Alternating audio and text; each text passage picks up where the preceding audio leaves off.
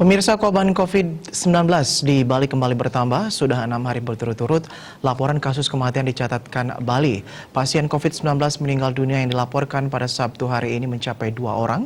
Dari data gugus tugas percepatan penanganan COVID-19, keduanya sama-sama meninggal dunia hari ini.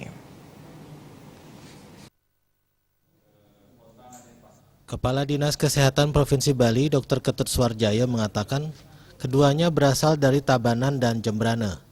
Dari data yang dihimpun, pasien meninggal beralamat di Pupuan Tabanan.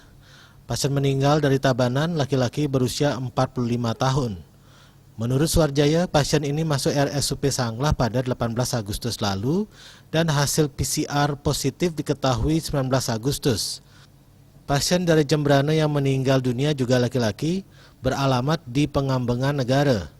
Pasien berusia 58 tahun ini sebelumnya masuk ke RSUD Negara pada 26 Agustus 2020. Hasil PCR positif diketahui 27 Agustus 2020 dan pasien memiliki komorbid DM.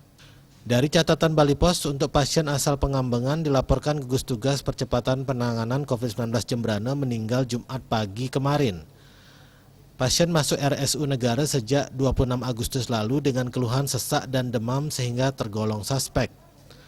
Setelah diperiksa juga ditemukan pneumonia.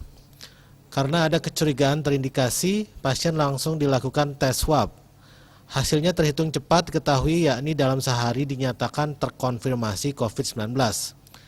Karena terkonfirmasi itu, seluruh tahapan pemakaman jenazah menerapkan protokol pemakaman COVID-19. Seluruh protokol pemakaman pasien COVID-19 telah dilakukan hingga dimakamkan di pemakaman umum Desa Pengambengan. Dengan begitu, jumlah warga Jembrana yang terkonfirmasi positif COVID-19 meninggal dunia hingga saat ini sudah 2 orang. Rindra Devita, Bali Pos melaporkan.